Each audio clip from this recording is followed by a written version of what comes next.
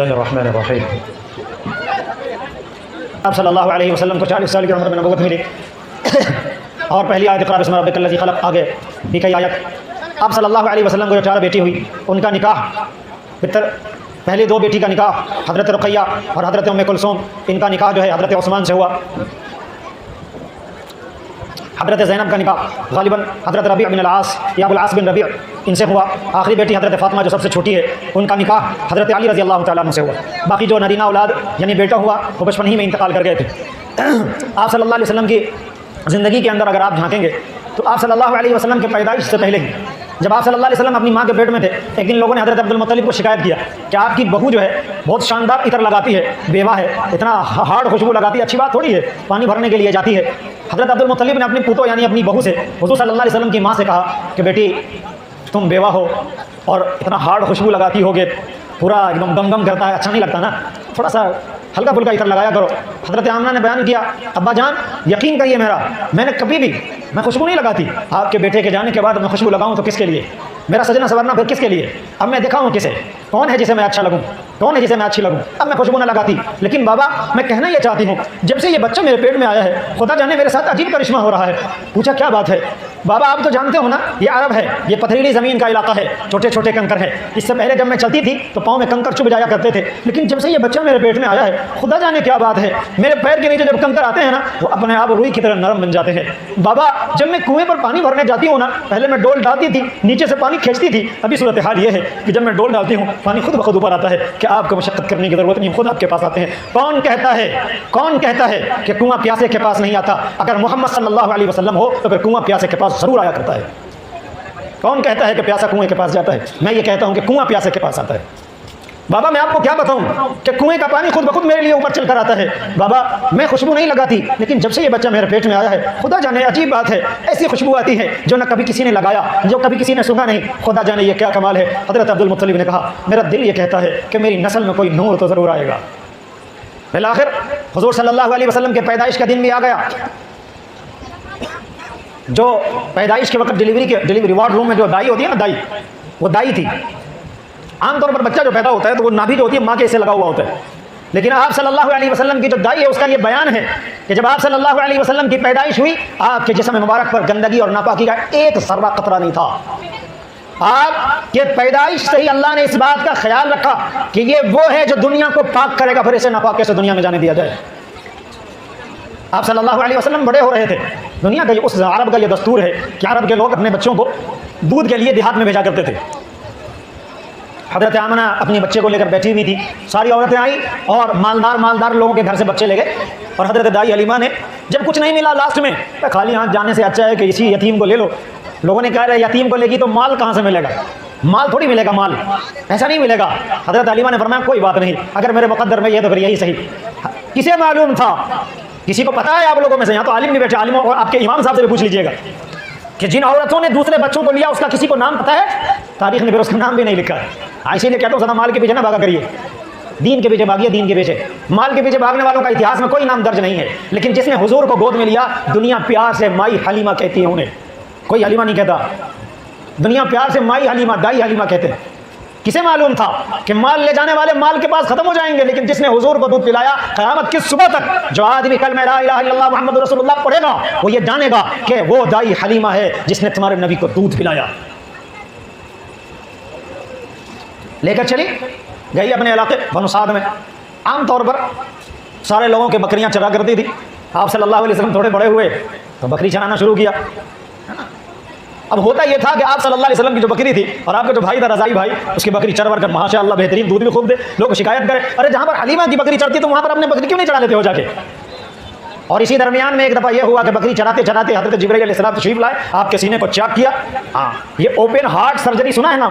یہ open heart surgery حضور کا ہو چکا ہے، پتہ چلا آج بہت بعد میں پتہ چلا اوپن ہارٹ سرجری کسے کہتے ہیں۔ مولوی ہوں اتنا پڑھا لکھا تو مجھے جانتا ہوں اوپن ہارٹ سرجری کا مطلب کیا ہے۔ آپ صلی اللہ علیہ وسلم کے سینے کو چاک کیا، چیر دیا، آپ کے سینے کو دل نکالا گیا اور پھر ایک مسئلہ پروسیس ہوا، پھر آپ کو ٹھیک کیا گیا۔ آپ صلی اللہ علیہ وسلم بڑے ہوئے، 6 سال کی عمر ہوئی، ماں کے ساتھ نانی حال گئے۔ نانی حال سے واپس آ رہے تھے، ابوا نام کی ایک جگہ ہے، وہیں پر آپ کی اماں کی طبیعت بگڑنی شروع ہوئی، پریشان ہو گئی۔ آپ صلی اللہ علیہ وسلم بھی پریشان ہو گئے۔ جب دیکھا کہ اب کوئی امید نہیں، اب موت آنے والی ہے، بیٹے کا ہاتھ پکڑا، اور غالباً میرے ذہن سے نکل رہا ہے غالباً حضرت صوبیہ اس وقت ساتھ میں تھی یا کوئی خادمہ حضرت آمنہ کی ساتھ میں تھی، انہوں نے اپنے بیٹے کا حضرت حضور کے ہاتھ کو پکڑا اور آپ صلی اللہ علیہ وسلم سے یہ فرمایا، میرے بیٹے لگتا ہے کہ میرے جانے کا وقت آ گیا، میرے بیٹے مجھے لگتا ہے کہ میں دنیا چھوڑ کر جا رہی ہوں، میرے بیٹے یاد رکھنا کلو جدید بال، ہر چیز کو ختم ہونا ہے، میں ہوں کل نہ رہوں گی، لیکن میرے بیٹے پریشان نہیں ہونا، اللہ تمہارے ساتھ ہوگا۔ حضور صلی اللہ علیہ وسلم انہوں نے 6 سال کی عمر ہے بھائی، 6 سال کی عمر کا بچہ ہوتا ہی ہے، آپ صلی اللہ علیہ وسلم کی آنکھ میں آنسو آ گئے، کہنے لگے اماں باپ میرا ہے ہی نہیں، میرے پاس نہ بھائی ہے نہ میرا بہن ہے، میرے پاس تو کچھ بھی نہیں، نہ باپ ہے نہ بھائی ہے نہ بہن ہے، میرا کوئی نہیں، آخری سہارا آپ ہو، اگر مجھے چوٹ لگے گی میں روؤں گا، کون ہے جو مجھے آنچل سے میرے آنسو کو پوچھے، امی جب مجھے درد ہوگا کون ہے جو میرے زخم پر مرہم لگائے، امی جان جب رات میں مجھے نیند نہ آئے گی کون ہے جو مجھے اپنے کلیجے سے سٹا کے مجھے نیند دلاوے گی، امی جان جب میں تکلیف میں ہوں گا دنیا مجھے ستائے گی کون ہے جو میرے سر پر ہاتھ رکھ کر کہے گی بیٹا گھبرانا نہیں امی جان تمہارے ساتھ ہے، امی جان کون ہے جب مصیبت میرے سر پر آئے گی تو کون ہے جو آنچل اٹھا کر میرے لیے دعا کرے گی، یا اللہ میرے بیٹے کو سلامت رکھنا، میرا بیٹا باہر جا رہا ہے، امی جان اگر آپ مجھے چھوڑ کر چلی گئی تو میں کس کے سہارا رہوں گا۔ حضرت آمنہ کا دل پھٹنے لگا، میرے بیٹے ایسی باتیں نہ کر، میرا کلیجہ پھٹ جا رہا ہے، کیا ہو گیا، اگر تیری ماں کل تیرے ساتھ نہ ہوگی میرا دل یہ کہتا ہے کہ جس نے تیری ماں کو جنم دیا وہ اللہ تیرے ساتھ ہوگا، میرے بیٹے گھبرانا نہیں، جب دل پھٹے گا جب لوگ درد اور تکلیف دیں گے میں نہ رہوں گی، اللہ تمہیں صبر دے گا۔ اور پھر وہ ہوا، حضرت آمنہ کا انتقال ہوا، حضور نے غالباً اندازہ یہ ہے کہ آس پاس کے لوگ آئے ہوں گے، وہیں پر خبر بنائی گئی اور حضرت حضور صلی اللہ علیہ وسلم چلے آئے، حضرت عبد المطلب اپنے آغوش میں لیا، 2 سال تک اپنے ساتھ رکھا، 2 سال کے بعد حضرت عبد المطلب کا انتقال ہوا، اللہ کو یہ منظور نہیں تھا کہ جو دنیا میں سب کا سایہ بنے گا، جو دنیا میں سب کا سردار بنے گا، اللہ کو یہ منظور نہیں کہ وہ کسی کے سائے میں رہے، بالآخر حضرت عبد المطلب کا انتقال ہوا، چند سال گزرے، وقت نہیں ہے زیادہ، مختصراً کر رہا ہوں، بولیے بیان کر رہے منت نگر میں، آپ صلی اللہ علیہ وسلم 40 سال کی عمر میں آپ کے پاس حضرت جبرائیل علیہ السلام آئے اور آپ کو نبوت ملی، چند سال کے بعد آپ نے اعلان کیا، اعلان کرنے کے بعد دنیا آپ کی دشمن ہوئی، آپ صلی اللہ علیہ وسلم نے اعلان کیا اور سارے لوگ دھیرے دھیرے ایمان کی ہوا چلی اور پھر پوری دنیا میں ایمان کا بول بالا ہوا۔ میرے بھائیوں میرے بزرگوں یہ محبت ایسی چیز ہے جو قربانی کو طلب کرتا ہے، نوجوان خوب سمجھیں گے، میں تھوڑی کڑوی باتیں کرنے لگا، آپ کو تو میرا تجربہ ہے نا، منت نگر کے لوگ مجھے 10 سال سے جانتے ہیں، میرے بارے میں ان کا اچھا خاصا تجربہ ہے، میں تھوڑی دیر خوب اچھا بولتا ہوں اس کے بعد 10 منٹ میں بہت کڑوا بولتا ہوں، اور اتنا کڑوا بولتا ہوں کہ لوگ پریشان ہو جاتے ہیں کہ آج پھر مجھے ریمانڈ پر لے لیا۔ ہاں میری مجبوری ہے نوجوانوں، میں کسی شادی میں آ کر طاقت تھیاں کرنے نہیں آیا ہوں، کسی ڈی جے کی دھن پر ڈانس کرنے نہیں آیا، میری قوم جہنم کے گڑھے پر کھڑی ہے، میری قوم جہنم کے آگ کے شعلے پر کھڑی ہے، میں کس منہ سے خوشیاں منا سکتا ہوں، مجھے معلوم ہے یہ حضور کی محبت کا دم بھرنے والے، حضور کے عشق میں اپنے آپ کو فنا کرنے والے، یہ دیوانہ ہونے کا ناٹک کرنے والے، دیوانگی پتہ ہے کسے کہتے ہیں؟ محبت اسے نہیں کہتے کہ بس ایک مرتبہ وہ ہمارا آج میرا ایک ساتھی ہے وہ اکثر ایک جملہ کہا کرتا ہے کہ ہمارا حال یہ ہے، ہم سب کا، آپ کا میرا سب کا، نبی کا نام آتا ہے جھوم جاتے ہیں اور جب کام آتا ہے گھوم جاتے ہیں۔ جھومنا نہیں ہے، ہوش میں رہنا ہے، ہوش میں، جوش میں رہنا اچھی بات ہے لیکن جوش کے ساتھ ہوش کا ہونا بہت ضروری ہے۔ اگر آپ جوش میں رہیں گے، آخر لوگ ہمارے بڑے بوڑھے کیوں کہتے ہیں کہ باراتی میں 2-4 کو بڑھوا کر ضرور لے کر جائل کر کا ہے، اس لیے کہ جوک لوگ جو ہے وہ نوجوان لوگ تو خوب چھڑک لے گا، لیکن جب مصیبت آئے گی تو پہلے بابا کا بلا، بابا کہاں ہے، بابا کو بلائیں بابا ٹھیک کرتے، اس لیے کہ بوڑھوں کے پاس ہوش ہوتا ہے، ان کا تجربہ ہوتا ہے، انہوں نے دنیا دیکھ رکھا ہوتا ہے، ان کو پتا ہوتا ہے کہ کیسے اس مسئلے سے نکل کر جانا ہے، اور اگر صرف نوجوان کو پھر دے لٹھ دے کرسی دے پلیٹ پھر دے جگ اور سب چل جاتا ہے، اس لیے ہمارے بڑے بوڑھے کہتے ہیں کہ باراتی میں 2-4 بوڑھے لوگوں کو لے کے جایا کرو، اس لیے کہ تمہارے جوش میں وہ ہوش کا تڑکا لگائیں گے تو پھر مزاج ٹھنڈا رہے گا۔ جوش کے ساتھ اچھی بات ہے، حضور سے محبت بہت اچھی بات ہے، لیکن میرے بھائی خوشی کا ہونا اور خوشی کا منانا میں بڑا فرق ہے۔ کیا آپ کو یہ لگتا ہے کہ مذہب اسلام بانجھ ہے؟ میں بار بار یہ بات کہتا ہوں، کوئی ایک ایسا مسئلہ ڈھونڈ کر لاؤ جہاں پر آپ کو یہ اسلام نے جواب نہ دیا ہو، ایک مسئلہ ڈھونڈ کر لاؤ اس پوری دنیا سے، کوئی آپ نہیں لا سکو گے اور انشاءاللہ قیامت تک نہیں لا سکو گے۔ اسلام نے آپ کو ہر چیز بتلایا کہ آپ کو کیا کرنا ہے، کیسے رہنا ہے، کیسے کھانا، کیسے پینا ہے، کیسے سونا ہے، اور کیسے ہگنا، کیسے موتنا، یہ بھی بتلایا، اور کیا چاہیے آپ کو؟ اسلام یہ نہیں بتایا خوشی کیسے منانا ہے۔ حضور صلی اللہ علیہ وسلم سے محبت کا اگر شوق ہے تو پھر آئیے کام کریے حضور والا۔ کیا آپ صلی اللہ علیہ وسلم کی پوری زندگی میں آپ کو سب سے زیادہ اگر کسی چیز سے محبت تھی تو کس چیز سے محبت تھی؟ سجدے سے، قرۃ عینی فی الصلاۃ، سجدے سے محبت تھی۔ آپ کو حضور سے محبت ہے تو آپ پتہ کریے کیا حضور نے اپنی پوری زندگی میں کبھی اپنی بیوی پر ہاتھ اٹھایا؟ ہم لوگ محبت کرنے والے ہیں، نبی کا نام لینے والے ہیں، اور تنی سے طرح ضرور مار کر پھیر دو، ماریے تو غصہ مار دیں گے، سیدھے ماریے بیٹھتے ہیں ڈائریکٹ باضابطہ، اور ایسی گندی گندی گالی دیتے ہیں اپنی بیوی کو کہ اللہ معاف کرے، اللہ معاف کرے، اللہ معاف کرے، حشر بہت برا ہوگا۔ عورت پر غصہ دکھانا کون سی مردانگی ہے بھائی؟ बीवी को गाली देना कौन सी मर्दानगी की बात है? बीवी गाली सुनने के लिए थोड़ी है, बीवी तो मोहब्बत करने के लिए। कुरान कहता है अज़वाजन लितस्कुनु इलैहा वजअल बैनकुम मवद्दतन व रहमा। थोड़ा बेटा ऊंच नीच किया, तलाक देकर खींच दिया और गाली देकर बोलते हैं। अक्सर लोग ये शिकायत करते हैं हमारा बेटा हमारा बात नहीं माना है, इमाम साहब को ताबीज़ दे रहा होता है। जिंदगी में कभी ताबीज़ काम नहीं करेगा, सुन लो साफ साफ, कोई ताबीज़ काम नहीं करेगा। खानका से ताबीज़, जब कोई खानका का ताबीज़ काम नहीं करेगा। आपको क्या लगता है आपने अपने बेटे को गाली देकर बड़ा किया, आपने उसके सामने ने उसकी माँ को मारा, आपने उसके सामने ने उसकी माँ को गाली दिया, और वो बड़ा होकर आपको बोलेगा अब्बू जान पानी पियेंगे, तशरीफ रख लीजिए। फिर वो यही बोले हो बैठा नहीं आप, बहुत बोले हो तो मगर दिन भर पटर पटर करते रहे, माथा खराब तो की, दिमाग खराब हो गया। हाँ यही करेगा फिर वो, जैसा पालोगे वैसा करेगा। हम लोग गाँव देहात के लोग हैं, हम लोग गाँव देहात के हैं, बनौदा में रहता हूँ मैं कोई शहर का लौंडा नहीं हूँ, गांव देहात में रहता हूँ। हमने देखा है हमारे गांव में लोग जब बारिश का मौसम आता है फिर क्या करते हैं, उसे मिट्टी को कोड़ते हैं, फाड़ते हैं, बीज लगाते हैं और इंतजार करते हैं या अल्लाह फसल अच्छा दिया, या अल्लाह ताला अगली बार फसल अच्छा दे दियो, बेटी की ब्याह करके है, या अल्लाह ताला अगली बार आम के बगीचा में अच्छा वाला आम दे दियो, ये मतलब बेटा सऊदी भेजा के है। और भाई जब मेहनत करेगा, गेहूं का दाना डालेगा तभी तो उसमें आएगा, जाके डालेगा मकई तो इंतजार करेगा गेहूं आने का है। जामुन के पेड़ में आम उगेगा जी, ऐसा बेवकूफ वाला बात करते हैं। बेटा का पालिएगा गाली देकर, माँ बहन का गाली देकर, सोचेगा बेटा बड़ा होकर बोलेगा अब्बू जान तशरीफ रखिए आप कुछ पियेंगे, हो नहीं, जिंदगी में नहीं होगा। कोई ताबीज़ काम नहीं करेगा, चाहे मुफ्ती साहब से लोग, हजरत साहब से लोग, खानका ताबीज़ हो जाओ। शर्त यह है कि नबी का नाम लेते हैं तो नबी के तर्ज पर औलाद को पाल के दिखाइए। और नबी ने कैसा पाला? आप सल्लल्लाहु अलैहि वसल्लम, आप सल्लल्लाहु अलैहि वसल्लम के बारे में, आप सल्लल्लाहु अलैहि वसल्लम के पास जब उनकी बेटी आती थी, हुजूर अपने जगह से खड़े होते थे, आप सल्लल्लाहु अलैहि वसल्लम अपनी औलाद को खुद सलाम करते थे। कितना बाप है यहाँ पर अपना बाल बच्चा को सलाम करता है? कोई नहीं। और उल्टा बोलेगा मेरे चचा को सलाम नहीं करा जा रे हैं, बड़ा आदमी कहते सलाम नहीं करा जा है, क्यों? उसके मुंह में क्या हो गया? उसके मुंह में क्या हुआ? सलाम निकल गया। बड़ा क्यों नहीं सलाम करेगा? खाली छोटा मजदूर आदमी, गरीब आदमी नेताजी को सलाम करेगा। कौन किताब में लिखा हुआ है जी? बताओ हमको। मुखिया जी को खाली गरीब आदमी सलाम करेगा, उसके मुंह में कुंची हुआ है, उसके मुंह में कीड़ा लगा हुआ है, कौन सलाम करेगा वो? खाली मतलब गरीब आदमी, कमजोर आदमी, छोटा आदमी बड़े को सलाम करे। और तनिक मूछ वाला हो गया, दो चार तो बिल्डिंग बना लिया, तो ऐसे हमको सलाम नहीं कर रहा, तुम कौन हो? तुम फिर हो, कौन हो? तुम चौधरी हो, यहाँ पे तुम नहीं करेंगे सलाम, तुम सलाम करो हमें। लोग ये फख्र करते हैं इमाम साहब यहाँ से लेकर होटल तक जाते हैं हमको 14 को आदमी सलाम करते हैं, इसमें कौन से फख्र की बात? भाई सलाम करना फख्र की बात है, जवाब देना फख्र की बात नहीं। आलिम साहब के इमाम साहब से पूछ लीजिए, हमारा सलाम करने वाले को तो सवाब है ना, तो फख्र तो उसे करना चाहिए जो सलाम ज़्यादा करता है। ये कौन सी फख्र की बात है कि लोग हमको सलाम करते हैं? सलाम का मिजाज बदलिए, तब्दील करिए, समझना ज़रूरी है। जलसा करते हैं तो सीखना ज़रूरी है। अपनी औलाद को खुद सलाम करना सीखिए, अपने बाल बच्चे को बतलाइए। और साफ़ सुथरी बात, इस्लाम तकरीर से नहीं फैला है। पूरी रात तकरीर करवाइए मेरे से यहाँ पर, और सुबह मौलवी साहब खुद सोता रहेगा उनकी हुआ फायदा जी तकरीर करागा, उससे अच्छा नहीं होता। ज़रूरत यह है कि अपने किरदार में इस्लाम को लाया जाए। आपकी नज़र नीचे हो, आप धोखा न दें, आप हराम न खाएं, आपकी ज़बान अच्छी हो, ये है इस्लाम।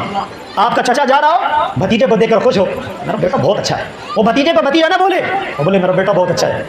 जब आप अपने रिश्तेदारों को, आमतौर पर मेरी तकरीर इसी पर हुआ करती है, इसलिए कि सबसे ज़्यादा अभी ज़रूरत इस बात की है कि लोग रिश्तेदारी में मोहब्बत रखें। वरना नौजवानों के जो मैं स्टेटस देखता हूँ, आपके गाँव के भी, हर गाँव का मसला है, शायद मुंगेर में अब 2-4 गाँव ऐसा होगा जहाँ का नंबर मेरे पास नहीं है। सूरत हाल ये है, हर कोई अपने स्टेटस पे लगा कर रखता है कि रिश्तेदार मेरे से ये जलते हैं। क्यों जलते हैं भाई? वो जलते हैं, तुम ना चलो, बात खत्म हो जाएगी। भाई मेरे, दुनिया नफरत के ढेर पर बैठी हुई है, ये दुनिया नफरत की आग में लिपटी जा रही है। अल्लाह के वास्ते अपने आप को मोहब्बत में लगाओ, अल्लाह के वास्ते अपने आप को मोहब्बत में लगाओ। तुम्हारे नबी ने पूरी जिंदगी में कभी नफरत नहीं की।